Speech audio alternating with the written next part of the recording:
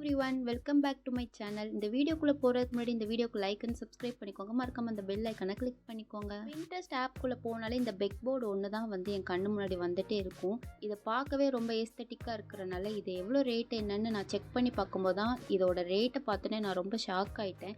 எல்லாமே வந்து 1000க்கு மேலே தான் இருந்துச்சு. இப்போ என்கிட்ட வாங்குற காசு இல்லைன்னு சொல்லிட்டு நான் வந்து இதை ஹோம்மேடாகவே ரெடி பண்ண ஆரம்பித்தேன். அதுக்கு ரஃப்பாக இதோட மெஷர்மெண்ட் எல்லாமே நானாக வந்து போட்டு வச்சுருந்தேன். ஃபஸ்ட் அந்த போர்டும் அதுக்கப்புறம் அதில் வந்து ட்ரே கொடுப்பாங்க. ஒரு ட்ரே வந்து பாக்ஸ் மாதிரி இருக்கும், இன்னொன்று வந்து இந்த மாதிரி ரெக்டாங்கிள் ஷேப்பில் இருக்கும். அது எல்லாத்துக்குமே மெஷர்மெண்ட் வந்து தனியாக போட்டு வச்சுருந்தேன். அதுக்கப்புறமா ஃபோம் போர்டு எடுத்து இந்த மாதிரி 2 சென்டிமீட்டரில் வந்து எல்லா இடத்துலையும் மார்க் பண்ணி இந்த மாதிரி குட்டி குட்டி பாக்ஸாக நான் வந்து ஃபஸ்ட்டு போட்டு விட்டுட்டேன். ஃபோம் போர்டு இல்லைன்னா கார்ட்போர்டில் கூட இந்த மாதிரி ரெடி பண்ணிக்கலாம். ஃபுல்லாக பாக்ஸ் போட்டதுக்கப்புறமா இதே மாதிரி இன்னொரு ஃபோம் போர்டை வந்து சேம் சைஸில் எடுத்து இது ரெண்டுமே ஜாயின் பண்ணி ஒட்டி விட்டுட்டேன். அப்போ தான் இது வந்து ஸ்ட்ராங்காக இருக்கும். இப்போ பாக்ஸ் மார்க் பண்ணியிருக்கோம்ல, அதில் ஸ்டார்டிங் பாயிண்டில் வந்து நான் மார்க் பண்ணி வச்சுருக்கேன். அதில் தான் இப்போ வந்து இந்த பெக் போர்டில் இருக்கிற ஹோல் மாதிரி நம்ம போட்டுகிட்டே வரணும். இந்த ஃபோம் போர்டில் ஹோல் போடுறதுக்கு நான் வந்து சால்ட்ரிங் மிஷின் தான் யூஸ் பண்ணேன். இதை வச்சு போடும்போது ரொம்பவே ஈஸியாக வந்து ஹோல்லாம் விழுந்துச்சு.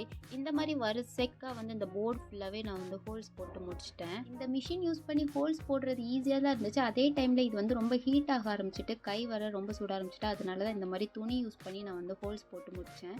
அதுக்கப்புறமா இதில் ட்ரேலாம் இருக்குல்ல, அது பண்ணுறதுக்கு நான் ஏற்கனவே இந்த பீஸ்லாம் கட் பண்ணி வச்சுருந்தேன். இதில் வந்து ஸ்ட்ராங்காக இருக்கிறக்காண்டி எல்லாமே டபுள் பீஸாக நான் வந்து கட் பண்ணி அது எல்லாத்தையுமே ஜாயின் பண்ணி ஒட்டி விட்டுட்டு இருந்தேன். அதுக்கப்புறமா ஒரு பாக்ஸ் ஷேப்பில் வந்து கொண்டு வரதுக்கு இது எல்லாத்தையுமே ஜாயின் பண்ணி ஒட்டி விட்டுட்டு இருந்தேன். அந்த போர்டில் போட்டிருக்க ஹோல்ஸ்க்கும் இந்த பாக்ஸுக்கும் நம்ம வந்து கரெக்டாக மெஷர்மெண்ட் எடுத்து வச்சாதான் அந்த ஹோலில் வந்து நம்ம பின் பண்ணும்போது கரெக்டாக வந்து ஃபிட் ஆகும். கொஞ்சம் மெஷர்மெண்ட் தப்பானாலும் அந்த ஹோலுக்கும் இந்த பாக்ஸுக்கும் வந்து சம்மந்தம் இல்லாத மாதிரி இருக்கும். அதனால் அந்த மெஷர்மெண்ட் எல்லாமே நான் மென்ஷன் பண்ணியிருக்கேன். ஆன்லைனில் செக் பண்ணி பார்க்கும்போது இந்த பெக் போர்டை சேர்த்து நிறைய ட்ரேவும் இந்த மாதிரி பாக்ஸும் கொடுத்துருந்தாங்க. ஆனால் நான் மெயினாக தேவைப்படுற இந்த 2 பாக்ஸும் இந்த ட்ரே மட்டும் தான் ரெடி பண்ணேன்.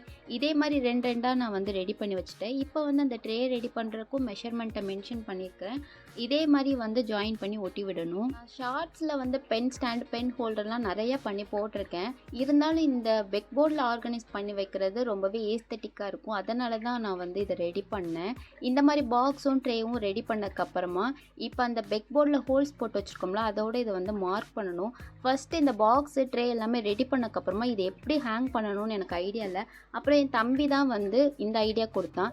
இந்த மாதிரி அந்த ட்ரேவை வந்து அந்த ஹோலுக்கு நேராக வச்சு நம்ம மார்க் பண்ணிவிட்டு இந்த பாக்ஸ்லேயும் இந்த ட்ரேலையுமே இந்த மாதிரி ஹோல்ஸ் போட்டு எடுத்துக்கணும். அந்த ட்ரே வந்து ஸ்ட்ராங்காக நிற்கிறக்காண்டி 3 ஹோல்ஸ் போட்டேன். இந்த பாக்ஸ் வந்து கொஞ்சம் வெயிட்டை தாங்கணுக்காண்டி இந்த மாதிரி 4 ஹோல்ஸை வந்து சென்டராக போட்டு வச்சுட்டேன். நம்ம அந்த போர்டோடு சேர்த்து வச்சு கரெக்டாக மார்க் பண்ணால் தான் இது வந்து கரெக்டாக ஃபிட் ஆகும். ஒரு ஐடியா புதுசாக தோணுச்சுன்னா அதை உடனே பண்ணி பார்க்கணும் தான் நினைப்பேனே தவிர அது சக்ஸஸ் ஆகுதா ஃப்ளாப் ஆகுதா அது வந்து ஃபுல்லாக நம்ம முடிப்போமான்னு நான் யோசிக்க மாட்டேன். அதே மாதிரி தான் ஒரு எக்ஸைட்மெண்ட்டில் பெக் போர்ட் பண்ணுறக்காண்டி ஃபோம் போர்டெல்லாம் கட் பண்ணி ஹோல்ஸ்லாம் போட்டு வச்சுட்டேன். ஆனால் இதை எப்படி ஃபிட் பண்ணுவேன்னு சொல்கிற இடத்துல நான் வந்து ஸ்ட்ரக் ஆகிட்டேன். அதுக்கப்புறம் தான் என் தம்பி வந்து இந்த மாதிரி பேம்பூ ஸ்டிக் வச்சு ஒரு ஐடியா சொன்னான். நெட்டில் வந்து நிறைய சர்ச் பண்ணேன் இந்த பெக் போர்டை வந்து எப்படி ஃபிக்ஸ் பண்ணுறதுன்னு சொல்லிட்டு. ஆனால் எந்த ஒரு ஐடியாவுமே வந்து எனக்கு நெட்டில் கிடைக்கல.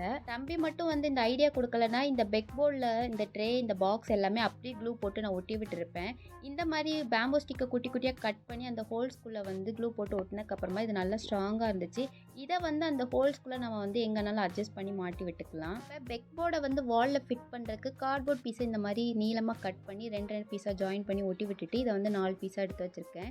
இந்த 4 பீஸ் கார்ட்போர்டுமே இந்த மாதிரி 4 சைட்லையும் நான் வந்து சென்டராக ஒட்டி விட்டுட்டேன். இந்த பெக் போர்ட் பண்ணுற ஆர்வத்தில் 2 விஷயத்த நான் மறந்தேன். அது என்னென்னா, ஃபஸ்ட்டு வந்து இந்த ஹோல்ஸ்குள்ளே எப்படி ஃபிட் பண்ணுவேன்னு சொல்லிட்டு அதை மறந்தேன். அதுக்கும் சொல்யூஷன் கிடச்சிட்டு அதுக்கப்புறமா இதை வந்து வாலில் டபுள் சைட் டேப் போட்டு ஒட்டிக்கலான்னு நான் வந்து அசால்ட்டாக இருந்துட்டேன்.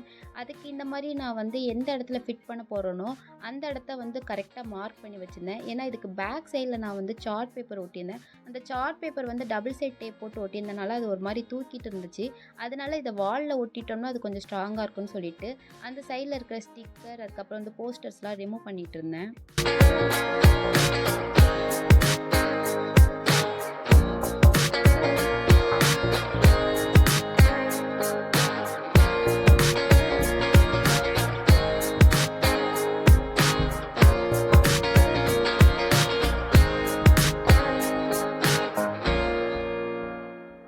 பண்ணதுக்கப்புறமா அந்த சார்ட் பேப்பரை மட்டும் நான் வந்து தனியாக ஸ்கொயர் ஷேப்பில் கட் பண்ணி எடுத்துட்டேன். ஏன்னா இப்போ பேக் சைடில் வந்து செவத்தில் நம்ம அப்படியே இந்த போர்டை ஒட்டி விட்டுடலான்னு சொல்லிட்டு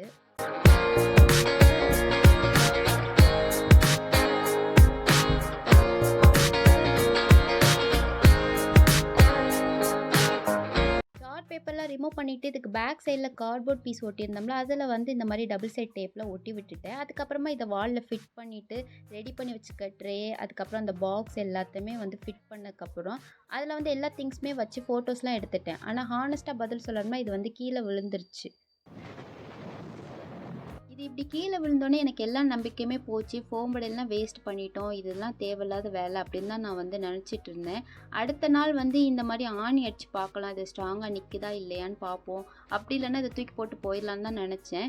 இந்த மாதிரி 2 சைடும் ஆணி அடிச்சுட்டு இந்த போர்டை மாட்டி வைக்கும்போது எனக்கு ஒரு நம்பிக்கை வந்துருச்சு, சரி இது ஸ்ட்ராங்காக இருக்கும்னு சொல்லிட்டு. அதுக்கப்புறமா ரிமூவ் பண்ணி வச்சுருக்க லைட் எல்லாமே போட்டதுக்கப்புறம் அந்த பாக்ஸ் அந்த ட்ரே எல்லாத்தையுமே இதில் வந்து மாட்டி பார்த்தேன். அப்பவும் 1-2 இடத்துல அந்த பேம்பூ ஸ்டிக் வந்து லூஸாக இருந்துச்சு.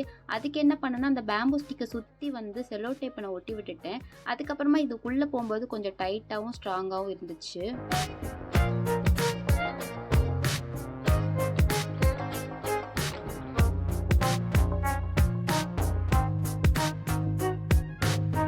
ட்ரே எல்லாம் மாட்டினக்கப்புறமா அந்த மிச்சம் இருக்க ஹோல்ஸில் வந்து ஹூக் மாதிரி கொடுப்பாங்க. இதில் நம்ம கீ செயின் ரிமைண்டர் எதுனாலும் ஹேங் பண்ணிக்கலாம். அந்த ஹூக் பண்ணுறதுக்கு இந்த மாதிரி பேப்பர் கிளிப் எடுத்து பாதியாக கட் பண்ணிவிட்டு இந்த மாதிரி நான் வந்து வளைச்சி விட்டுட்டு அந்த ஹோலில் வந்து ஹேங் பண்ணிட்டேன்.